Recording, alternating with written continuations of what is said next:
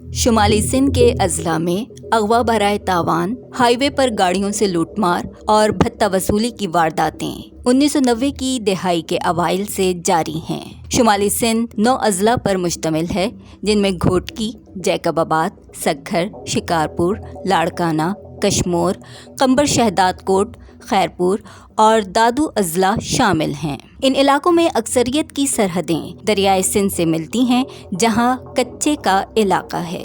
دریائے سندھ کے دونوں اطراف مٹی کی موٹی دیواریں ہیں، جو کہ دریا کا پانی باہر نکلنے سے روکتی ہیں۔ دریا کے دونوں اطراف کی دیواروں کے درمیان والے علاقے کو کچا کہا جاتا ہے۔ شمالی سندھ کے کچے کا علاقہ پچھلی 3 دہائیوں سے زائد عرصے سے ڈاکوؤں کی پناہ گاہ بنا ہوا ہے۔ میں ہوں مبشرہ علوی اور آپ سن رہے ہیں امت ڈیجیٹل کی آڈیو اسٹوری۔ دریائے سندھ کے دونوں طرف محکمہ جنگلات کی لاکھوں ایکڑ زمین بھی موجود ہے، جس پر ڈاکوؤں کا قبضہ ہے۔ یہ علاقہ زیادہ تر خشک رہتا ہے، لیکن سیلابی موسم میں یہ پانی سے بھر جاتا ہے۔ اس لیے یہ خطہ دریائی معدنیات سے مالا مال ہے اور زیادہ زرخیز تصور کیا جاتا ہے۔ کئی بڑے زمیندار جو سیاست میں بھی متحرک ہیں، کچے کے علاقے میں ہزاروں ایکڑ زمین کے مالک ہیں۔ زمینداروں کی آپس کی چپقلش اور علاقے پر اپنا تسلط رکھنے کی خواہش ہی ان ڈاکوؤں کی سرپرستی کی بنیادی وجہ ہے، جس نے معمولی ڈاکوؤں کو ایک مافیا بنا دیا ہے۔ صوبائی وزیر داخلہ ضیاء الحسن لنجار نے اعتراف کیا کہ ڈاکو پولیس سے زیادہ جدید اسلحہ رکھتے ہیں، اس لیے ڈاکوؤں سے مقابلے کے لیے پولیس کو بھی جدید اسلحے سے مسلح کرنا ہوگا اور اس کے لیے اقدامات کیے جا رہے ہیں۔ وزیر داخلہ سندھ نے مزید بتایا کہ ڈاکوؤں کی مضبوطی کی وجہ مختلف قبائلی تصادم ہیں اور متعلقہ قبائلی سردار اپنے مخالفین پر حاوی ہونے اور اپنے تسلط کے لیے ڈاکوؤں کی سرپرستی کرتے اور انہیں جدید اسلحہ فراہم کرتے ہیں۔ اس لیے ڈاکو راج ختم کرنے کے لیے قبائلی تصادم کا خاتمہ بہت ضروری ہے۔ متاثرہ علاقوں کے سرداروں سے رابطے کر کے انہیں حکومتی تعاون کے لیے کہا جا رہا ہے اور انکار کی صورت میں اس سردار کے خلاف بھی ایکشن لیا جائے گا تاکہ یہ آپریشن کامیاب ہو سکے۔ پولیس کے اعلیٰ افسران اس بات کا اعتراف کرتے ہیں کہ ڈاکوؤں کے پاس اینٹی ایئر کرافٹ گن اور راکٹ لانچر سے بھی زیادہ جدید اسلحہ ہے، جو بختر بند گاڑیوں کو بھی تباہ کر سکتا ہے۔ اس صورتحال میں پولیس کے جوانوں کو جدید اسلحے کی فراہمی کے ساتھ فوجی تعاون کی اشد ضرورت ہے تاکہ ڈاکوؤں کے خلاف مؤثر کارروائی عمل میں لائی جا سکے۔ امت ڈیجیٹل کو لائک اور سبسکرائب کریں اور بیل آئیکن کا بٹن دبائیں تاکہ آپ کو نئی ویڈیوز کا معلوم ہوتا رہے۔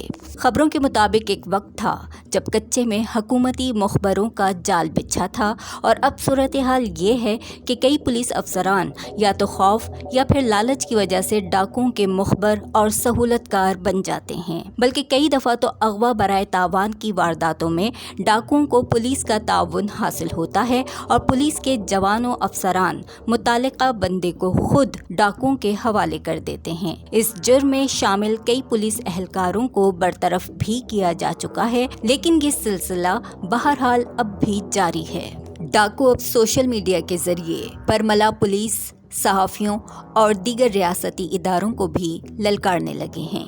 ایک سروے کے اعداد و شمار کے مطابق ڈاکو اب تک 750 اغوا برائے تاوان کی وارداتیں کر چکے ہیں، لیکن یہ وارداتیں اس سے کہیں زیادہ ہو سکتی ہیں۔ کچے کے ڈاکو اپنی مجرمانہ کارروائیوں میں اپنی خواتین کو بھی استعمال کرتے ہیں، جو مختلف مقامی زبانوں پر عبور رکھتی ہیں اور یوں ہنی ٹریپ کے ذریعے بھی مختلف زبانوں اور قومیتوں کے لوگوں کو دھوکہ دے کر اپنے پیار کا جھانسا دے کر پھنسا لیتی ہیں۔ یہاں یہ بات بتاتے چلیں کہ ہنی ٹریپ کی یہ اصطلاح سب سے پہلے عالمی جنگوں میں استعمال ہوئی، جس میں خواتین جاسوس اہلکاروں کی مدد سے مخالف بڑے فوجی افسران سے اہم راز اگلوانے کے لیے انہیں بیوقوف بنا کر معلومات حاصل کی جاتی تھیں۔ ان ڈاکوؤں کا دوسرا طریقہ واردات یہ ہے کہ یہ لوگوں کو زرعی آلات اور زراعت میں استعمال ہونے والی اشیاء کی سستی فراہمی کا لالچ دے کر سفر پر آمادہ کرتے ہیں، جہاں انہیں قید کر لیا جاتا ہے اور آزادی کے لیے تاوان وصول کیا جاتا ہے۔ अब यही तरीका कच्चे के डाकू लोगों को अगवा करने के लिए भी इस्तेमाल कर रहे हैं। कच्चे के मुतासरा इलाकों में अमन व अमान की खराब सूरत हाल की वजह से बेशतर तालीमी इदारे बंद हो गए हैं। एक उस्ताद अपनी जान जोखिम में डालकर गन साथ लेकर स्कूल की सरगर्मियों को शुरू करना चाहता था, लेकिन डाकुओं ने उसे मारकर बाकी असातिज़ा को पैगाम दे दिया कि ऐसी कोई कोशिश आपको कहां पहुंचा सकती है। यूं मुतासरा इलाकों के बच्चे तालीम से महरूम जिंदगी गुजारने पर मजबूर हैं और उनका मुस्तकबिल भी तबाह हो रहा है।